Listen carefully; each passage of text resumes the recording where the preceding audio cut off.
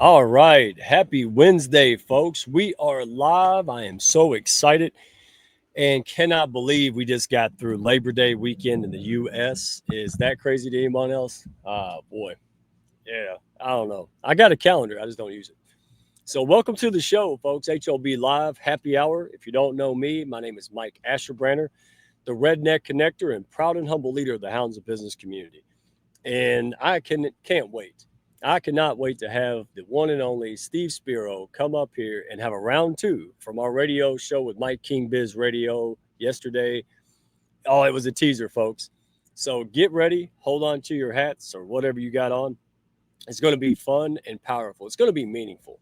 That's the thing. You're going to spend your time here networking with other people, high level heart center professionals, chopping it up with one of the most original guys I've met in a long time, and really bringing great value, man.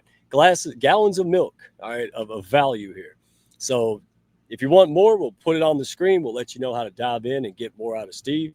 But have fun. Come in, bring your questions, comments. It's okay if you got to take care of the kids and stuff. Listen to us on the phone, sitting on the counter. We get it. We're happy you're here. So real quick before I get going, because nobody watches the first 1 minute. Well, I was wrong. There we go. Dr. Jeff does. LinkedIn user. Is that you, Sarah? Tell me if that's you. I think you called me today. And Yolanda is here. Wow. All right. So here, folks, it's on record. Look, even Steve's back there pumping. He's excited, y'all. All right. So, yes, I took a day off on Labor Day.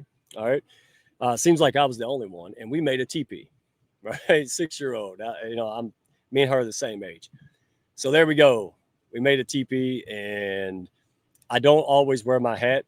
So there you go. All right. I still have hair. If in case you're wondering, I do. It's trying to leave, but I'm hanging on to it. So there you go. All right. Y'all spread the word. Oh, it's Sabrina. Sabrina, so good to see you. I guess Sabrina Johnson is what I'm thinking. So, all right, folks, let me stop rambling and let me bring in the big dog himself. Let's roll this intro and get the party started. So glad y'all are here.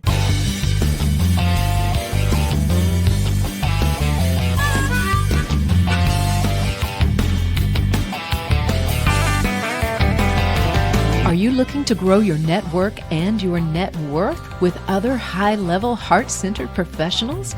Then grab a seat and your favorite beverage and join Mike Asherbranner, the Redneck Connector.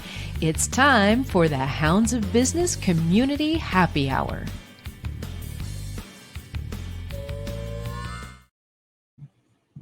All right, folks. Well, listen, here's the theme today. Today's business world is loud, noise everywhere. Everybody's networking, posting, connecting, commenting, this thing, that thing. But it seems like few are really building relationships, right? So our guest today, he knows the difference. Been there, done that, and lives it. Steve Spiro went from a shy, bullied introvert with learning challenges to a fourth-degree black belt, entrepreneur, sales leader, and now the master connector with over 35,000 authentic relationships on LinkedIn. Folks, I'm excited because he's proof that what we see as weaknesses can actually and should actually become our greatest superpower. All right. So in this regard, that's a man after my own heart, y'all. Y'all know what we're talking about. So I'm thrilled. The Redneck Connector and the Master Connector get to chop it up. It's going to be one powerful convo. And be looking for the audience questions. We want to hear from you. Interact with us. Have fun. All right? It's not a monologue. It's a dialogue, and you're invited, folks. Love you and appreciate all the support. Hounds and friends of the Hounds, here you go.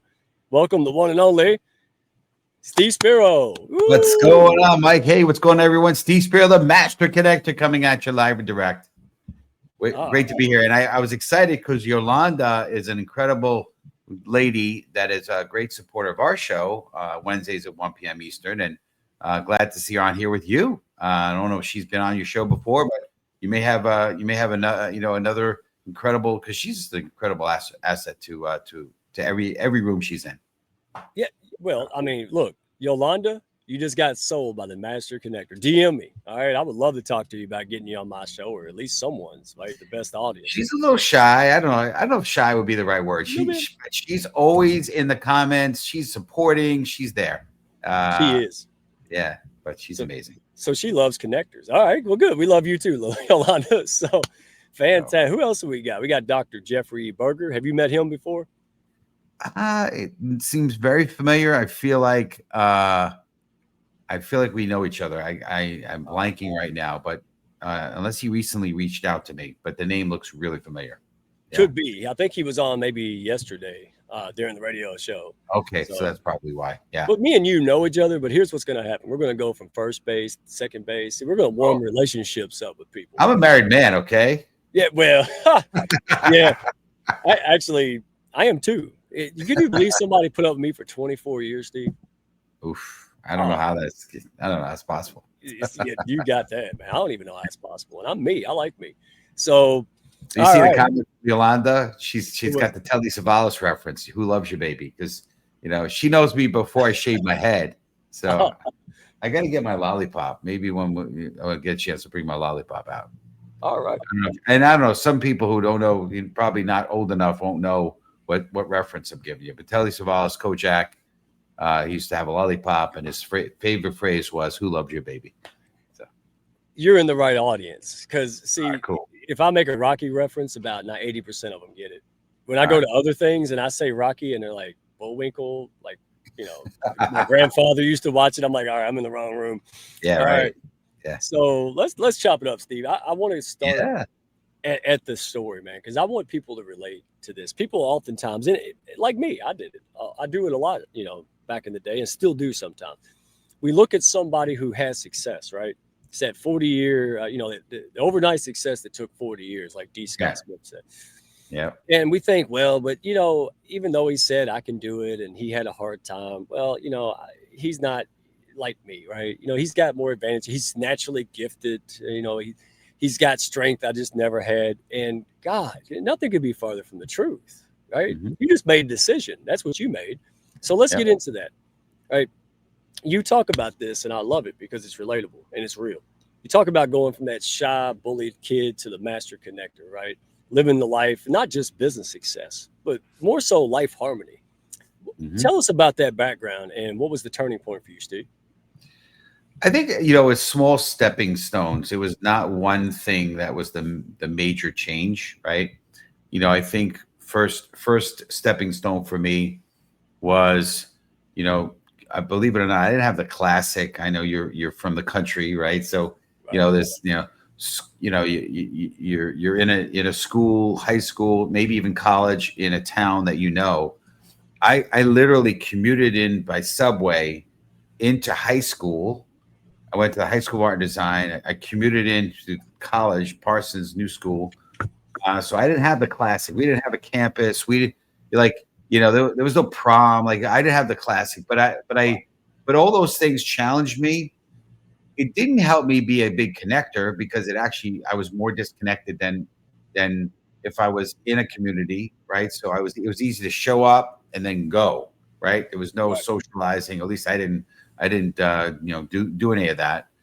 Having my dad had a liquor store, he had me run his store early on. So I was like, here I was 12, 13 years old. I don't know if probably the statute of limitations is over by now, but it's probably illegal for having a 12 or 13, 14-year-old, doing running a liquor store. But I did that. So there's little pieces that kind of started to get me a little bit out of my shell.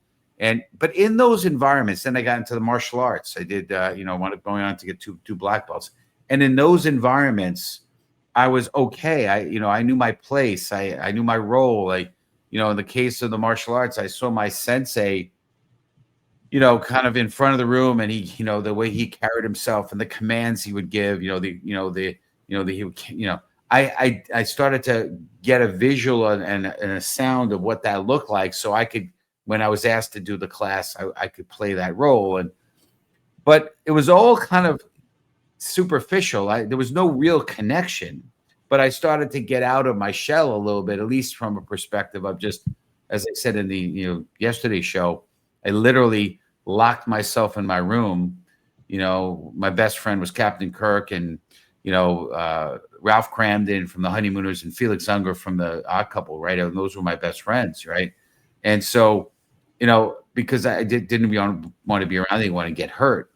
So I broke away a little bit, but still, and then I wound up getting out of college and started an advertising company. Another step, another stepping out.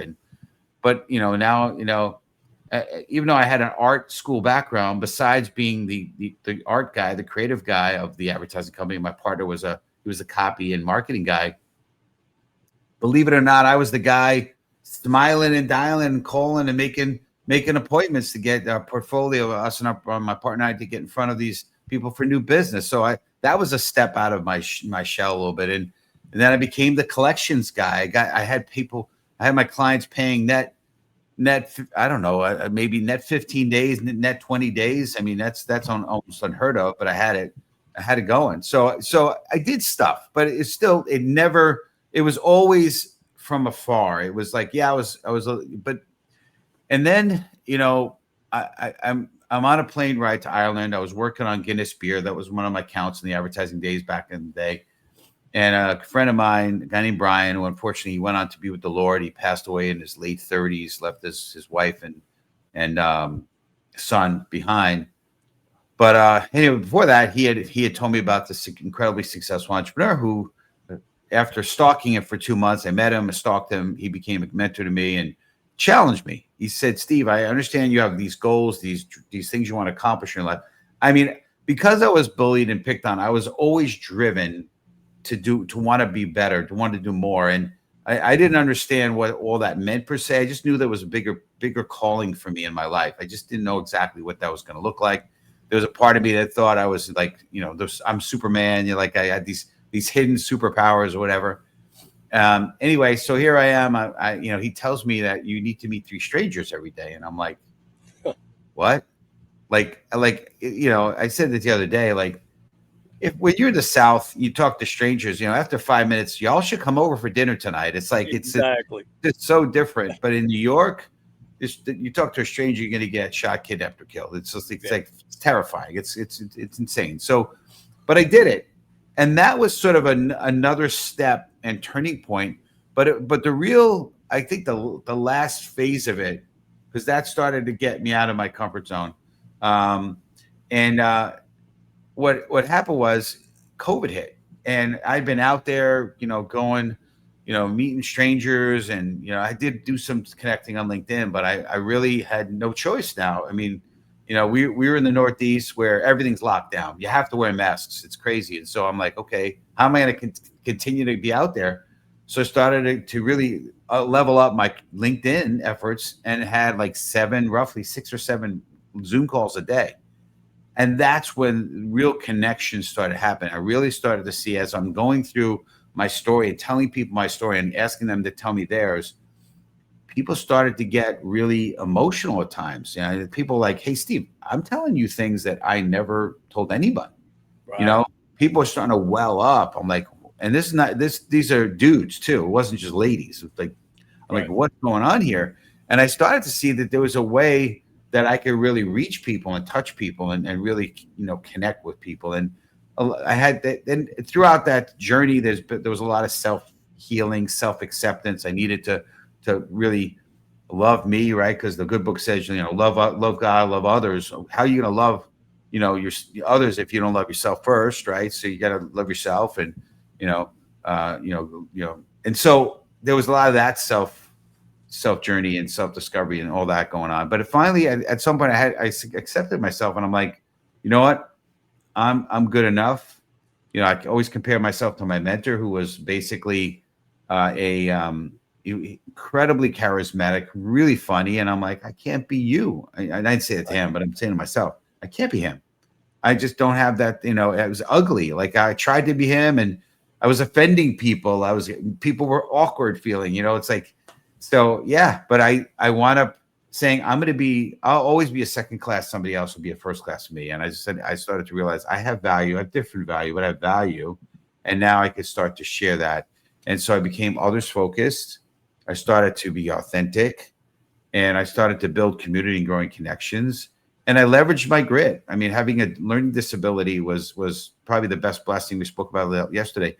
The best blessing that could have been, because it turned me learning how to get through obstacles and challenges and work around them. So that's a really long answer to your short question, but there you go. Now you have a little more of it. I know we have an hour, so I figured I could rant a little bit.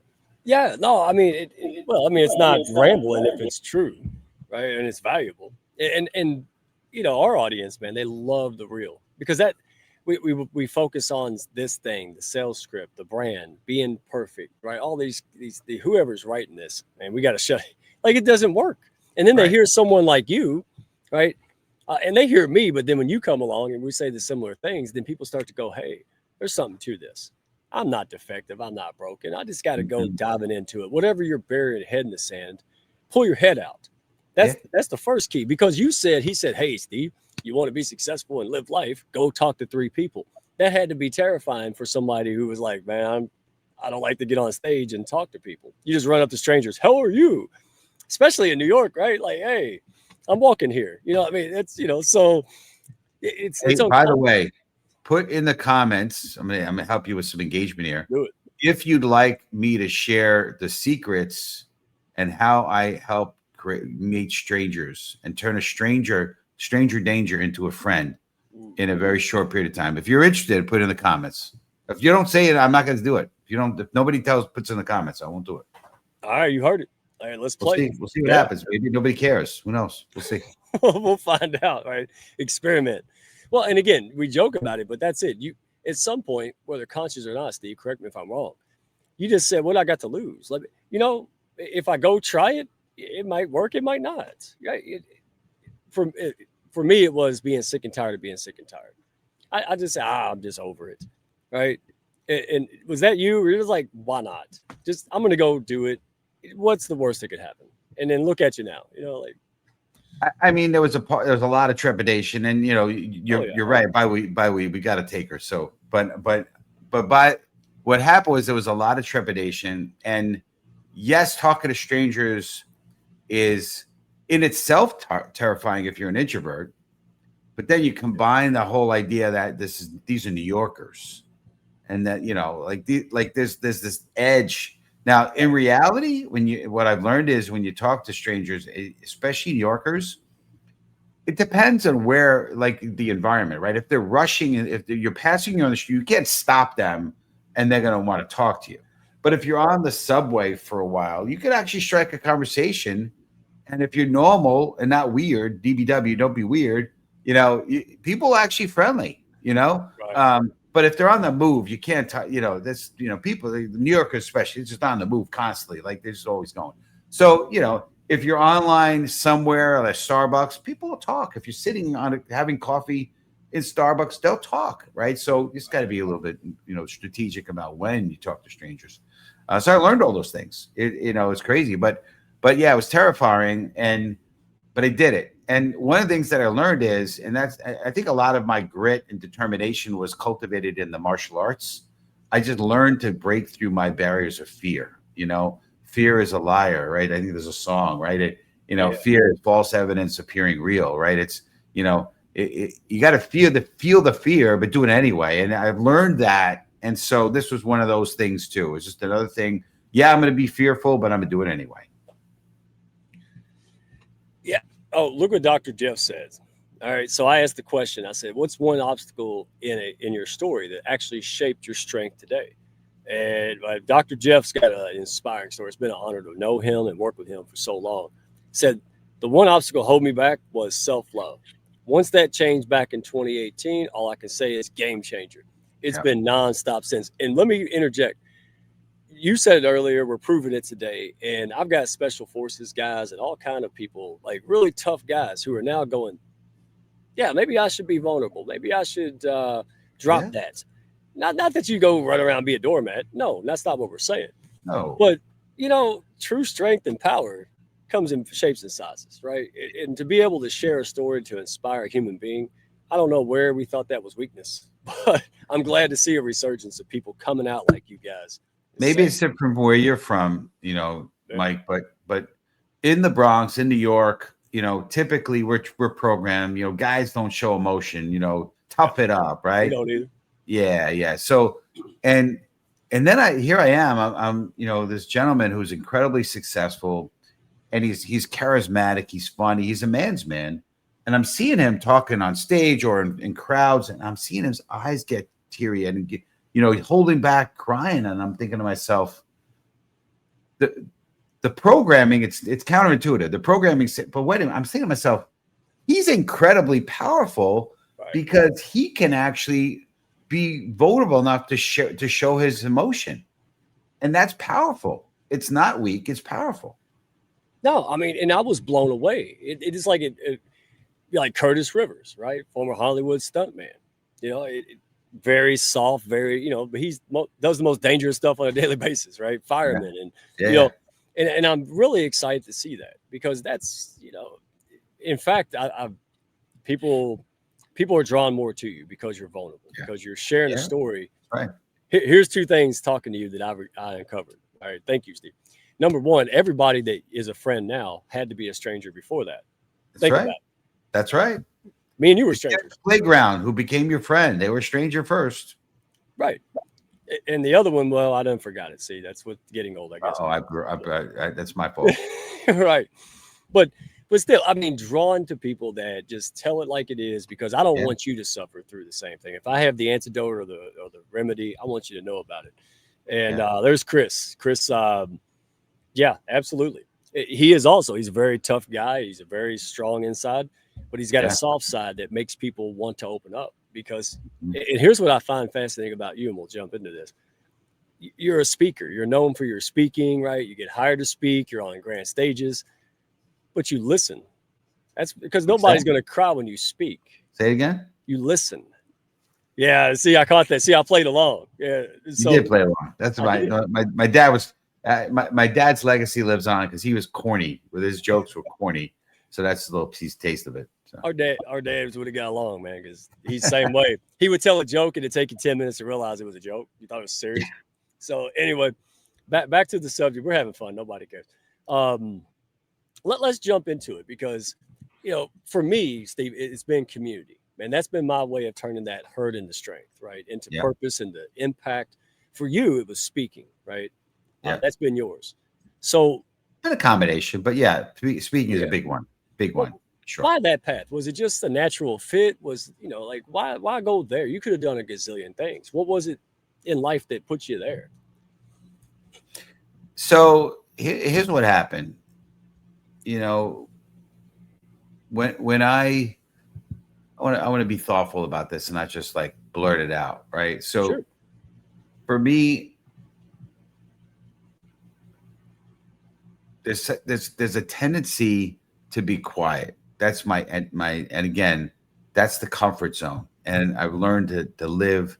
I've learned that there's danger in the comfort zone. You gotta break the comfort zone. So number one, it's comfortable to be quiet. So this is like me fighting that. That's number one. Number two, the more I told my story, even on a one-on-one basis, I saw people, the light go off. I saw them get inspired. And I'm like, if that could happen on a one-on-one basis, imagine what it can happen on a mass basis where you have a lot of people on stages. And so when people inadvertently start asking me to speak because they are intrigued on how I became this master connector with, you know, I don't know if it's 35,000, but you know, it's around 30,000 LinkedIn connections. So let's just say it like that. But when you combine my cell phone, which has got 18,000 contacts, it's probably 30 or 40,000, right? When you count all that. Correct. In terms of overall connections, but they were intrigued. So people asked me to speak. I started asking me, and when I did speak, it was tough, you know, to you know, like I got to speak. But when I started to speak, it was liberating, and when I saw the reactions, it was empowering, and it was inspiring. I mean, and then the feedback you get was amazing. So it's tough to do it. It's like, you know, I was at the gym earlier today. I had to push myself. The body I'd rather just sit at home, watch Netflix, and eat butter pecan Haagen-Dazs ice cream. That's the default mechanism.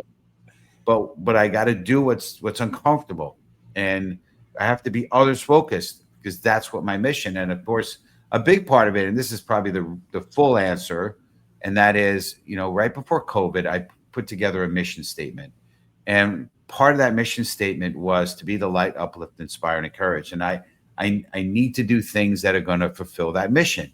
And obviously the show, the LinkedIn Live show, being on podcasts, writing my book, you know, getting on networking calls, connect calls, and inspiring people, being on stages, all are part of that mission. So it's all about the mission, and that's why I do it. Yeah, and by the way, we better go ahead and give them what you asked for, because I don't know if you saw the comments, but they're like, yes, please, yes, yes, yes, yes, yes, share, share, share. So, and before you do that, All right. you were trying to learn how to speak and be bolder. I was learning how to be quiet for the first time. And the point of this is the grass is always greener on the other side, but you still have to mow it, folks. Right? He's going to hear, I wish I had this. And I'm like, man, I wish I could be quiet and listen better. And you By can. the way, Jeff Berger said that he wants to connect with me because we're fellow bull guys, but that grass doesn't grow on a busy street. Yeah, you heard that, right? I have. Yeah. Yeah. So, and I picture Jeff. He's back there cracking up right now. Like, I wish Jeff, you need to come up stage, man. Absolutely. We were talking about that. I'm serious. I'm about to send him the link. All right.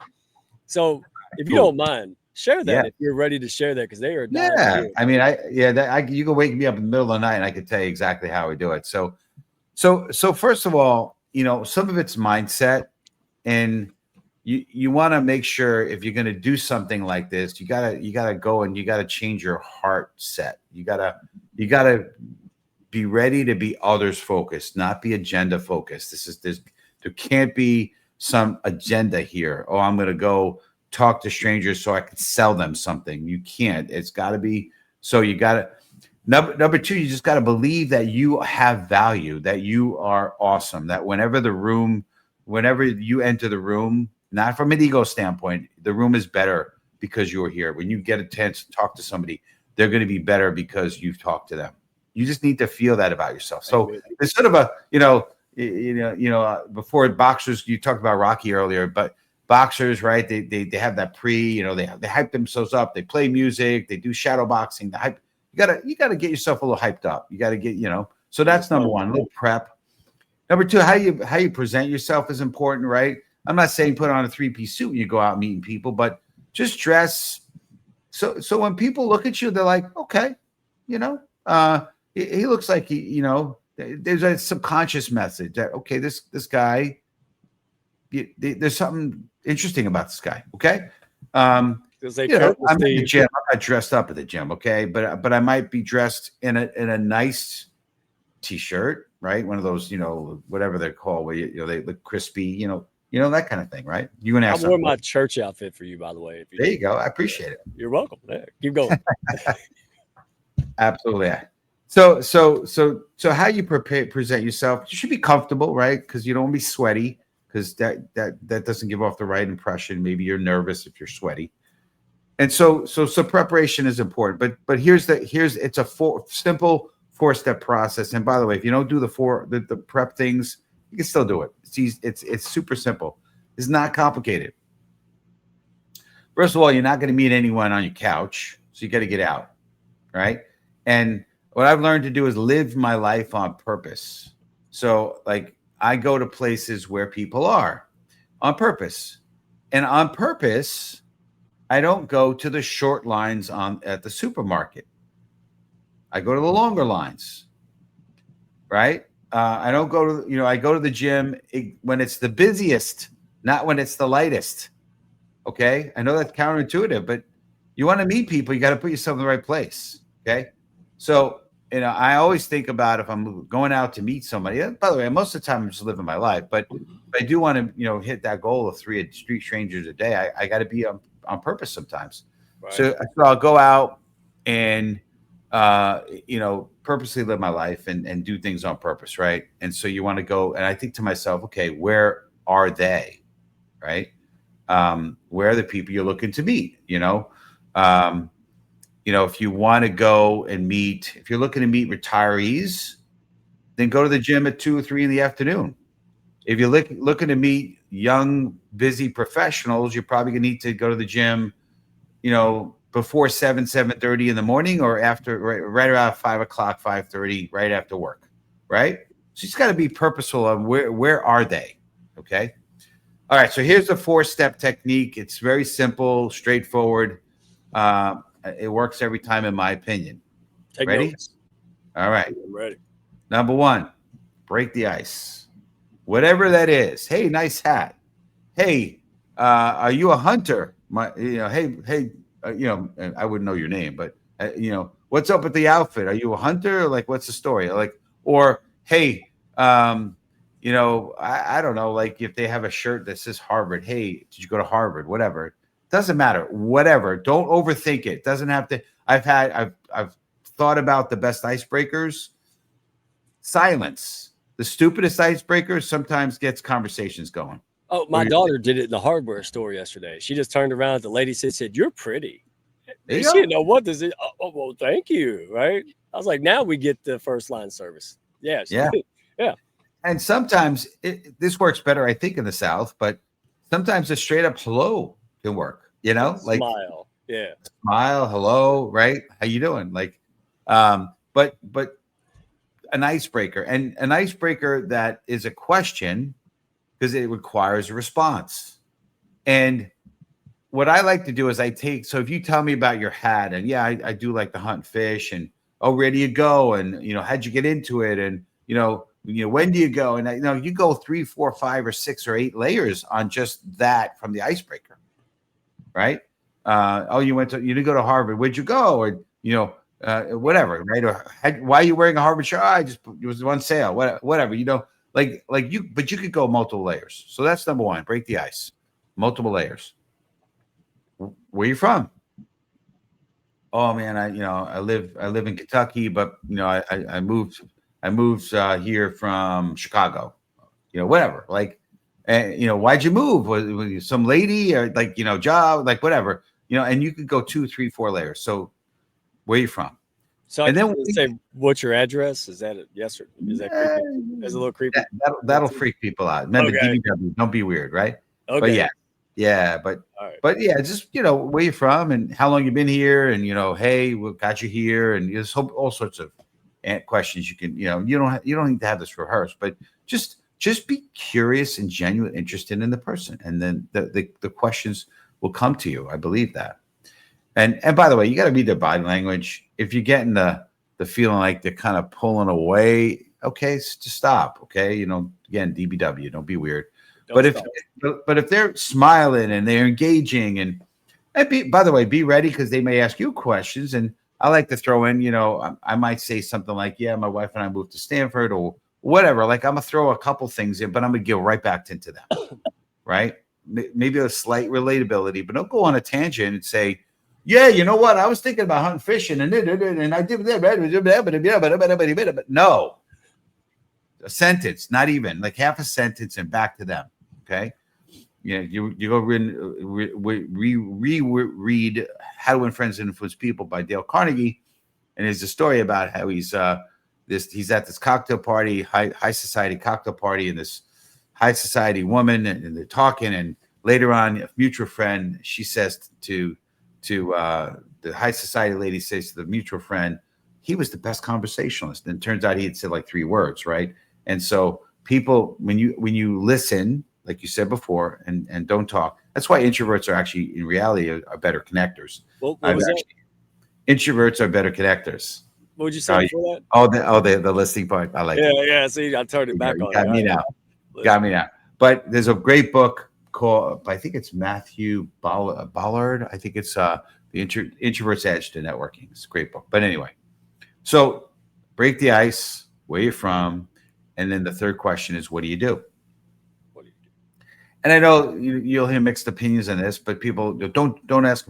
Well, I never said, what do you do for a living? I have a very wealthy friend that said, what do you do? Well, I fish. I travel a lot. I go, have a boat. Like, I didn't say what you do for a living. I said, what do you do? That's how you interpret the question. So whatever you want to. Yeah. So what do you do? And that could go. Okay, I'm an accountant. Well, why'd you become? What made you want to be an accountant? How long you been an accountant? Did you go to college for it? Whatever. Blah, blah, blah, blah, blah, blah, right? 3, 4, 5, 6 layers. Each question, 3, 4, 5, 6 layers. So in my opinion, after you've done all that, you've basically created a friendship. Like, think about it, right? This is 5, 6, 8, 10-minute conversation. You got a friend. You made a friend. The 2 kids in the sandbox have played together a little bit, and now you're friends. And so my last piece of this is, hey man, we should stay in touch.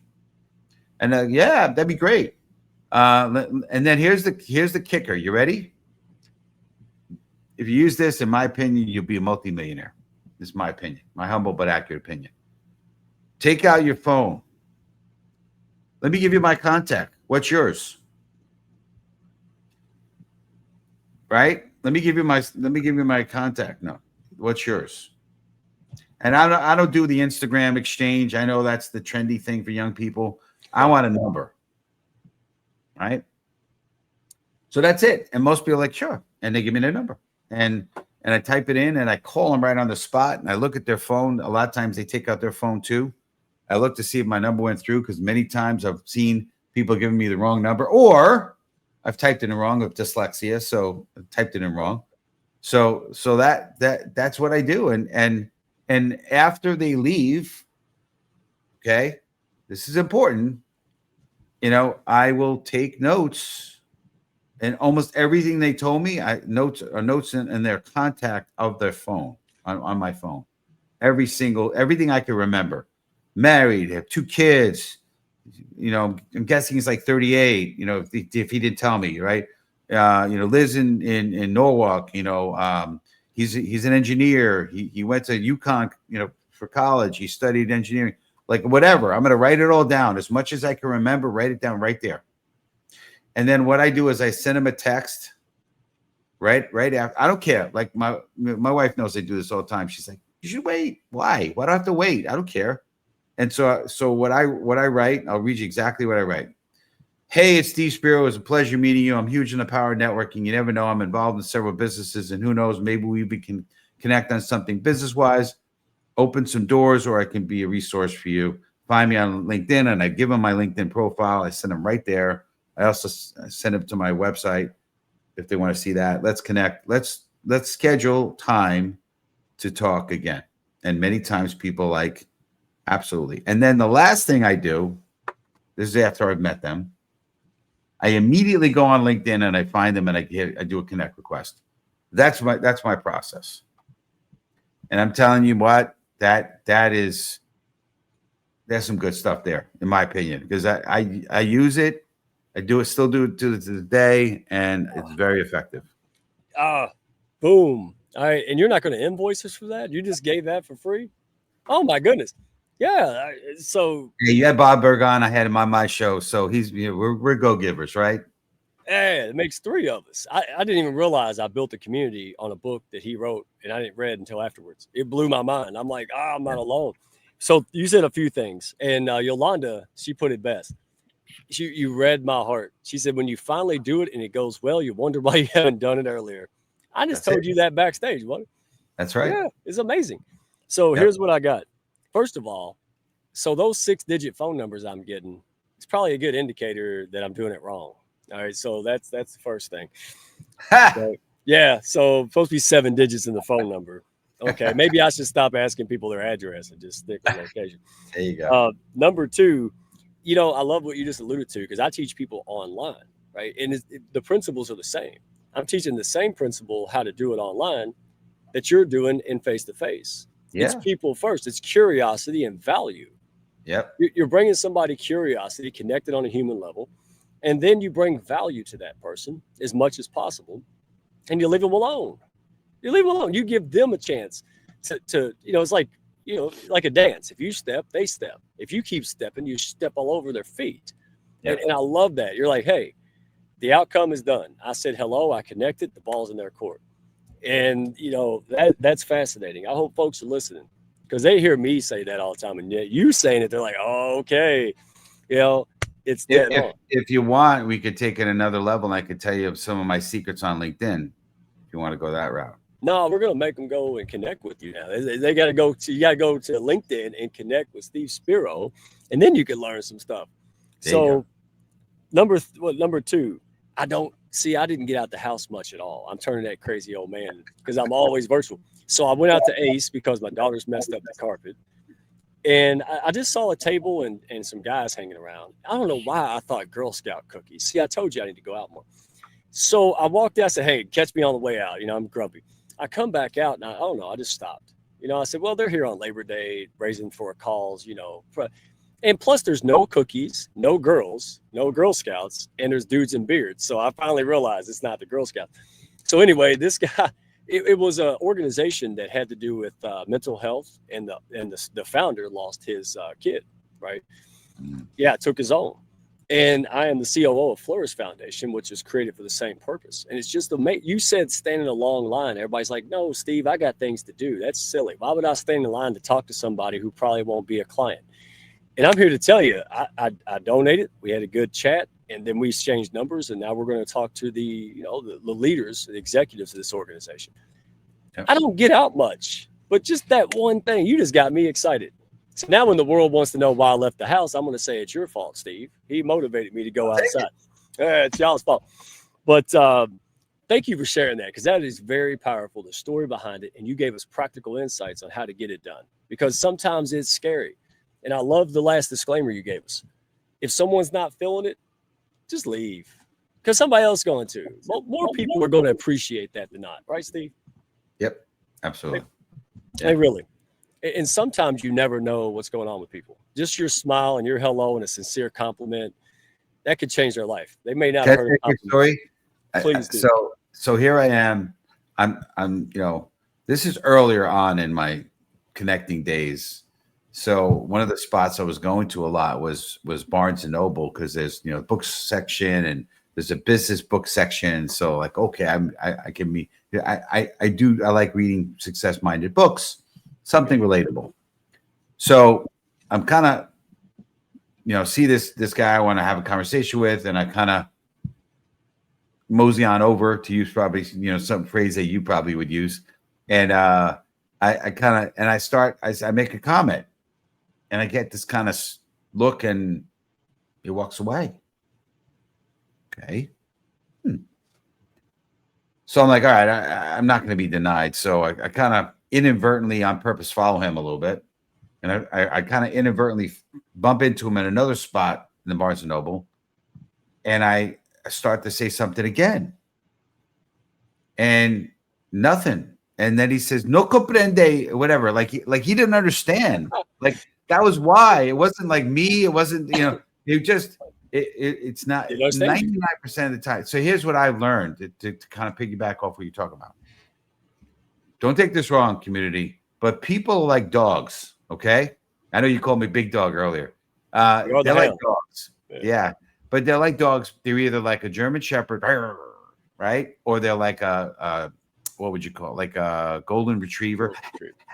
They want to lick your hand, and or they're like a cat and they just don't care and they walk away. And those are the responses. And it has not a German Shepherd not being as friendly as a golden retriever has nothing to do with you. It's the way they are. It's their personalities. So don't take it personal. If they kind of get grumpy, it's not you, and don't take it personal. All right. So just looking for the golden retrievers. That's a spot on analogy. It's not you. I told my daughters all the time. I said, look, we all deal with it. Other people are just better hide it than we are, Steve. Like I go on social media and everybody's toilet doesn't clog except mine. Everybody's kids are ready for school except mine, right? And we live in this world like you just got to say, come on, right? There's 8 billion people in the world. You're not going to run out, right, Steve? That's right. Get it done. Be your best self. If somebody isn't ready, maybe they'll come back later too. I want to pivot on this. So what I've found is that sometimes it's the right person at the wrong time. It's not about you at all. But so if you plant a seed, I'll go with a quick story because I want to hear yours. But I remember sitting down financially with a couple, and I loved the lady, met her husband, and I was like, ooh, like opposites attract. Woo, that's an understatement. So I just let it go. I said, listen, if you change your mind, you're serious, you call me back later. We'll pick up where we left off. No embarrassment, no rehash. 6 months later, she's divorced, calling me back to work with her, right? So again, this whole 6 months, though, I thought, well, I suck. I didn't do this. I misstepped. Had nothing to do with me. Of course, they didn't want to talk about money because that was happening and they didn't tell no one. Right. So I share that because I want people out there who get rejected a lot, right? Oftentimes, it really isn't you. Right. Yeah. If you're sincere and you're trying and you come up against Steve and you're crusty and you don't know what to say, the likelihood is he's going to help you and coach you, not shame you. Yeah. Right. But if you get around somebody who built a career on, kind of not caring about people, just remember discernment is the key, right? What's your attitude, if anything, to that? Because you've been there. Yeah, no, I think you're 100% right. And, so I have stories, because I have a cadence of people. I'll text people every whatever 6 months or a year or whatever, because not they don't always respond. Because my goal is to somehow get on a call or get coffee or get on a Zoom call. And there are times where it could take 3-4 years, and they're like, yeah, and I appreciate your persistence. Let's get on a call, right? Right. And it's happened through LinkedIn. Number one, it's timing. It's maybe there's stuff going on in their life. Number two, there's power of you being consistent and persistent, and people respect that a lot, And so don't just give up. And listen, if somebody texts you and says, "Hey, Steve, hey, Mike, take me off your list," or don't call me anymore. Okay, I'm not going to call him anymore. That's that. But it doesn't happen that often. But yeah, it's just a perspective. But on that note, Baz Porter said this. He said, "There's no such thing as spam, but there's value in it." But Okay. see, again, don't get upset when you try to sell steak dinners to vegans and they say no. They're supposed to say no. It doesn't mean your steak sucks. It just means they don't like it, right? Like start looking objectively at things. But that's hard to do when you don't dial in. Yeah. What I want to say is if you are always looking to add value to them and not trying to sell them, you're always doing the right thing and you feel better about you, right? But if you're trying to get them to buy or get them into something, people, I think Yolanda maybe put in there, that will come out eventually, it comes out. So you just but always add value. If you're adding value, there it is. Eventually your motive will be exposed. There it is. There comes straight. Right. Yeah. So you just got to have the right mindset, the right motive, be others focused, looking to add value, and and I know we're probably not going to, but on LinkedIn, if I do a connect call, if I feel that the person's good and they're they don't talk my ear, like it's funny. I say we have a 30-minute block of call, and I've had a few people, not a lot, but a few people speak the entire 30 minutes. And if I didn't say I got to jump, they would continue on. And I'm like, wow. So I'm not doing it with them, but but anyway, hopefully, people have some discernment. But at the end of a call, if I feel pretty good about the person, I'm going to offer up 3 or 4 things, add value things, not like to try to sell them, but I'm, hey, let me make some introductions. Hey, I got a networking meeting you want to come to. Hey, let me send you this cool book that I just got. Let me show. Like I'm going to add value. That's it. It's just add value, add value, add value. Oh my gosh, this has been. Time flies when you're having fun. Are you serious? No way. Come on. We got all right. We don't leave yet. Every time I say that, people are like, "Oh, it's done." No, we're not finished. But because you said something yesterday that was profound, and it was extremely insightful to me. And I thought, it's got to be to others. So we want to get there first.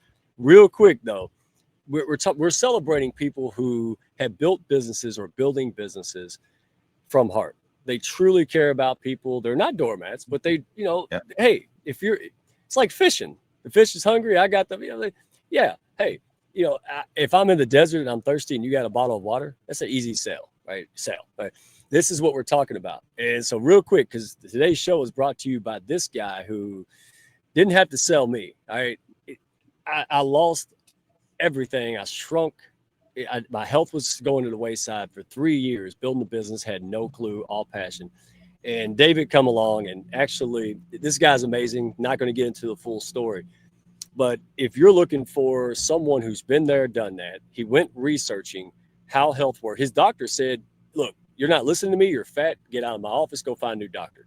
He is a divorce attorney by trade. So then he goes out, he researches wellness, and he figures out what's true and not true. And so anyway, we had him on a couple months ago. It worked. We tested him out, right? And I said, well, if it doesn't work, we can't do a show about it, Steve, right? But it did work, and we get to tell people the truth. So if anybody is out there building a business high level, you're busy. It doesn't matter. You're just busy, ambitious people. This guy's for you. He's got his own community. Scan the QR code, go to jadedhealth.com. He is absolutely phenomenal. And he does what we do and teach naturally. Like, he's just a natural connector. You know why? You know why? Because he's just nice to people. He really cares about people, and they flock to him. And so you don't have to take a course on that all the time. Just go out there, be nice, and then advanced level with Steve. And then Tanya, Tanya Everhart. All right, dadgummit. Me putting myself out there like you did, oh, it was terrifying. And people just kept getting on me. And then Tanya saw me in a comment with Russ Hedge and said, did that just say redneck financial coach? You got to be kidding. And the rest is history. So when me and Steve talk about that one person that changed our trajectory, we're not joking, folks. So brand face, that's it. If you're clarity, figure it out, go seek an expert. That's my top pick, because I didn't even know what branding was. I didn't know it was a thing, dude. So, but that rock solid people, big hearted, and they're more country than me, or as country. So that's a unique thing. And last but not least, E-Leader Experience, Megan Robinson. She is brilliant and she is kind hearted. And everybody talks about culture nowadays, but what is culture made of? People. So the best laid plans, if your team and your leadership is not on board, they don't know how to execute, good luck, right? You got a whole bunch of ball players who don't know how to play baseball. That's going to work out real well. So go out there, get the expertise. She's been in 7 countries, hundreds of clients, Fortune 500, and she knows what she's doing. And she's a blast to work with. Love working with you, Megan. Thank you so much. And folks, that's it. Steve and I, hey, back me up or correct me if I'm wrong. But the way I phrase this is the cheat code to happiness in life and prospects. All these harmonious things all happen when I took a vested interest in people, their success. That people expect us to say we're great. They don't expect hundreds and thousands of super pros to run around and authentically and honestly say you're great, Steve.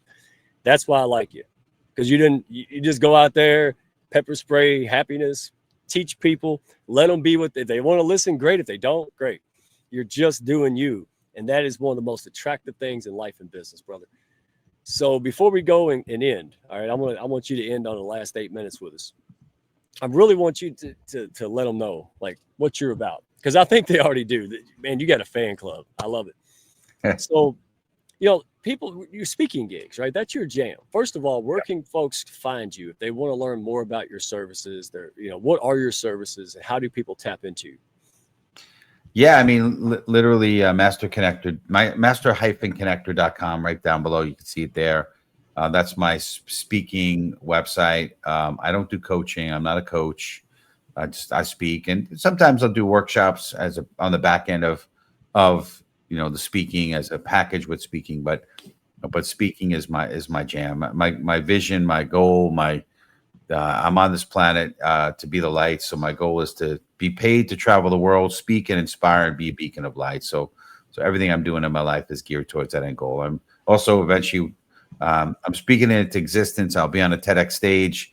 The TEDx organizer is waiting on me. They just need to hear about me and find me. So if you know of anybody that's that TEDx organizer, not a TEDx speaker per se, but a TEDx organizer, I'm looking to get on TEDx stage.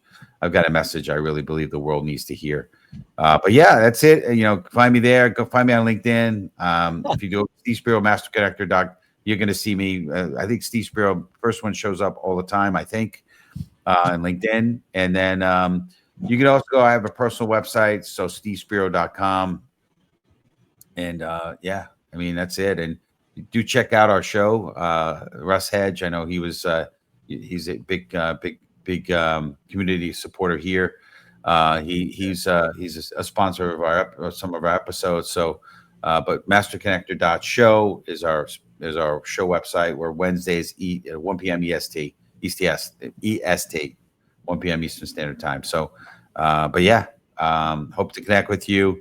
I'm all about just uplifting, inspiring, courage. The show, the book that I wrote, The Tao of a Master Connector, right there. It's all the same. I have 4 pillars that I live by. I stand for. Number 1, being authentic. Number 2, being others focused. Number 3, building community, growing connections. And number 4, having grit.